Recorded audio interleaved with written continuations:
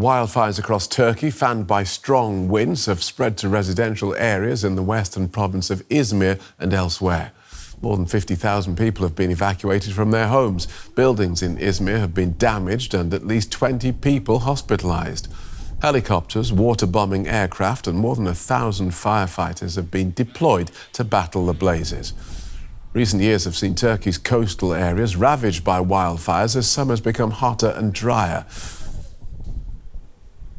Our correspondent Dorian in Istanbul told me more.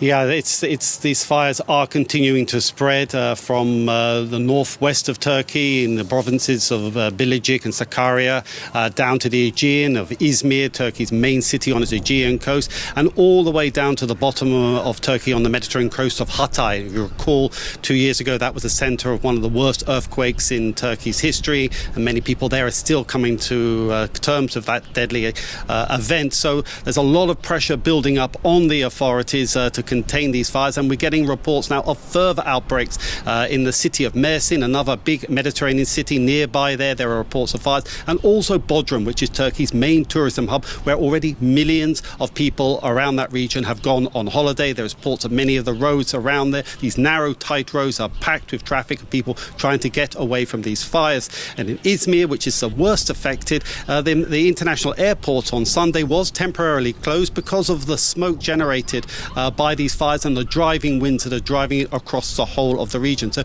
the firefighters are facing very, very difficult conditions, very high temperatures, even though it's early summer, well into the 30s. But the worst problems are the air is extremely dry and with these very, very strong winds. In Izmir last night, it was recorded the winds reached a speed of 120 kilometers an hour. And that is deadly for trying to fight these fires. And these difficult conditions are predicted to continue. So there is under a lot of pressure to contain these fires before they get totally out of control. OK. The coastal areas have been ravaged by wildfires over recent years. Were authorities better prepared this time? Well, that's a big question. Everyone will be waiting to see. You're right that in the past, the Turkish government was under severe criticism given the fact that these seaplanes, which were vital in the past for fighting firefights, these Kanat airs, which are used all over the world, they scoop up the water from the sea and dump it on the fire. They're capable to fly very low. Most of that fleet became totally unusable because they weren't being maintained. The government got a huge amount of criticism over that. Now the government have said that they have poured in a lot of money into the firefighting abilities of their services. They say that 4 planes have been deployed, 14 helicopters and over 100 trucks. Will that be enough? Well, that remains to be seen, given the fact that we are only in June, and July and August, the most hottest months of the year, are still ahead of us, and they're expecting this to be a very tough summer ahead, and that will reveal whether the services are up to it or not.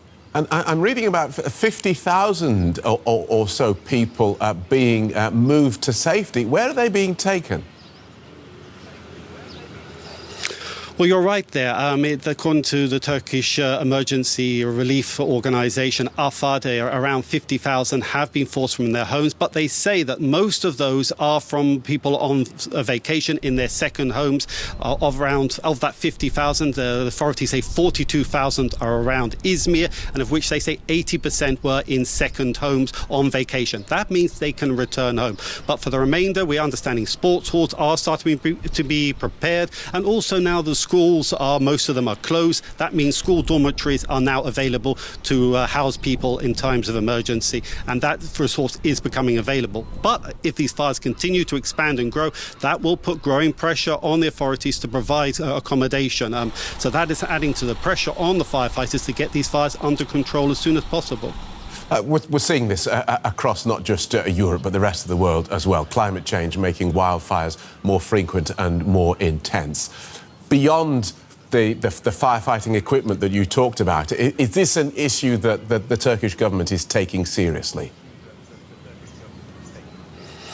Well, I mean, the Turkish President Recep Tayyip Erdogan does, from time to time, bring up the dangers of climate change. Given Turkey's vast size and its geographical location, it is seen as particularly vulnerable. Water resources are under increasing pressure, which in part is blamed on climate change. And Erdogan says this is a pressing issue, and he says they are trying to address this. But given the fact that Turkey is going through an economic crisis, austerity is the policy of the day. There is a competition for resources, and that competition for resources is undoubtedly having an impact on what resources are devoted to climate change, and that is a problem faced by governments all over the world. Thanks, Dorian. Dorian Jones in Istanbul. Well, Turkey isn't the only Mediterranean country dealing with extreme heat at the moment. Countries across southern Europe are sweltering under soaring temperatures. Authorities in Italy and France have issued health and wildfire warnings, while Spain and Portugal saw weekend temperatures hit 46 degrees Celsius. As dawn broke over Portugal, people prepared for a sweltering day ahead. Much of Europe is being gripped by a heatwave, with health warnings across multiple countries. Spain is on high alert after recording its hottest ever June temperature at the weekend, reaching 46 degrees in the southern region of Andalusia. I feel terrible about it. I can't sleep well and I have insomnia. I also get heat stroke. I stop eating and I just can't focus. We cope with dignity. We need to keep working and carry on. We need to adapt to the circumstances, which I'm convinced that, as well as being a one-off, are also an effect of climate change. Hospital admissions in Italy were up almost 20% in some regions. Most of the patients were elderly and suffering from dehydration. In France, the government has, for the first time, put almost the entire country on the second highest heat alert, with temperatures in some areas flirting with 40 degrees. In the British capital, London, thousands queued in near record temperatures for the start of the Wimbledon Grand Slam Tennis Championship. It's a hot day, you're going to need it. There you go. Enjoy. Yeah, well, I'm struggling because I'm from Inverness, so it never gets this warm up north. So it's about 20 degrees warmer than I'm used to, and I'm sunburnt all over.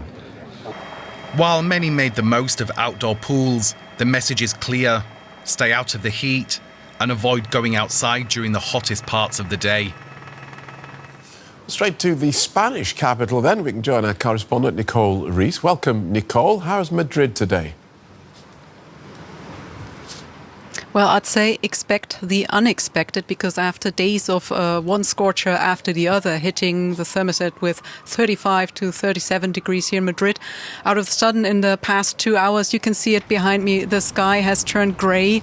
There have been clouds. There is a little thunderstorm brewing together above the city, and it is much needed relief. As I just mentioned, 35 to 37 degrees on this very spot today. That's what I measured with my thermostat. So it's quite difficult to get through the day, and we're expecting more of these days, especially since we're heading into July now, where we know that temperatures will probably be above 40 for longer periods, as we've seen already on this weekend with that record temperature of 46 degrees in Huelva. Yeah, how are people coping with those record temperatures? Well, this record temperature in particular is probably the highest temperature that was measured in Spain in the past 50 years. This is according to the Spanish Meteorological Agency, AEMET, and people are doing what they do best in summer. They try to shelter, really. On the streets, you would not walk under the sun, of course. You would avoid peak heat hours. You try to shelter in places where there's air conditioning or where the blinds are down. I mean, you can see it in the buildings here behind me. Lots of the blinds are still down. This is to protect people inside from the sun, and obviously hydrate, and don't do anything too crazy, because the heat can be a real health hazard, of course. And so what are the authorities there doing? Well, here in Madrid in particular, last month they approved of heat plan. This means that health authorities as well as social institutions and educational services are trying to monitor the temperatures in their rooms, be it the classroom or be it in the hospitals. Obviously, the space is there. There's an installation of more effective blinders, especially in schools. The trains are there are more trains now on the metro, so you can hop on the next train and not have to wait too long on the platform. These are some measures, but the other very important measure is raising awareness among people, how they can protect themselves from the heat, that heat waves are coming. So it's kind of, being preventive rather than saying something too late, which we have seen in the past can be a real problem. And then we unfortunately just have to get through this summer with these measures, whatever is at hand. And coincidentally, world leaders are in the southern city of Seville for a UN conference today. The climate change is on the agenda. Is there any sense of urgency there? Yes, there is, and the UN General Secretary Antonio Guterres made it very clear that climate change must be a very important topic on the agenda. He wants to overhaul the international financial system, so there will be more financing for this matter, as it is affecting us all across the globe. And his big worry is that this goal is going to be failed. So these days in Seville, they can see pretty much how it is to be above the 40 degrees Celsius mark for a longer time, and this is an urgent matter. We just don't know how much of the money will flow into this in the future, how much more, I want to say, because obviously financing is taking place across the globe. Just we need to adapt, and this we need to do rapidly, and this is going to cost a lot more money, of course. Thanks, Nicole. Nicole Ris in Madrid.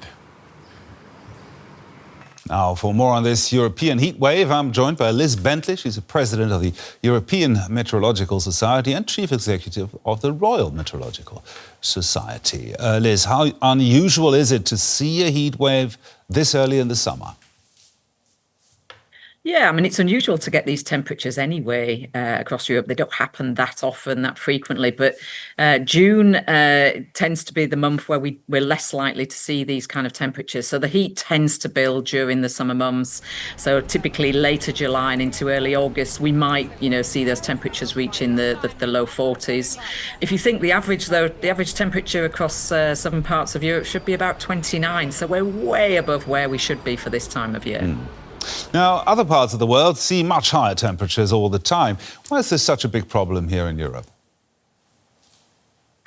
Yeah, well, the problem really is we're not geared up to deal with the heat. So across Europe, there's definitely differences. So in the Mediterranean countries, they clearly have to deal with heat. They have done for many decades, and they will have siestas, so they can close up and go and get out of the heat during the day. But as you come further north across Europe, we really do struggle. A lot of our infrastructure is built for a climate that's a lot cooler than we're currently seeing at the moment. Our houses are built to keep us warm, not cool. So we definitely struggle a lot more as you come further north across Europe. So you say that Europe is not really well prepared to deal with this kind of heat? So it's a mix again. It's a mixed picture. We have some good warnings. So the weather warnings that come out, the heat health warnings that are issued across different countries. So you heard in that report across France, they've issued their highest heat health warning at the moment. That kind of public awareness is there, but it's how people deal with it and can make changes. So there are examples. So we've got things like cooling centres that are in place in some cities where people can go and just get a respite from the heat for an hour or so. We have green spaces where people can go where it tends to be a little bit cooler. But on the whole, we tend to really struggle when heat comes because, as I say, most of the temperatures that we're seeing, are unprecedented. We've seen record-breaking temperatures across Europe and close to record-breaking temperatures across the UK. Are European governments taking this seriously enough? Are they doing enough to prepare for what seems to be an ongoing trend, a worsening trend? Yeah, and again, it's a mixed picture there as well. So you really do need policy-driven initiatives. So that needs to come from governments that then are implemented at local levels. So it's national governments and local governments that need to work together to deliver this. Individuals can do things themselves. I mean, you heard in that report, keeping your fluids, drinking plenty, and keeping out of the heat during particularly the midday sun. Liz Bentley there, President of the European Meteorological Society. Thank you very much for sharing your expertise with us. Thank you.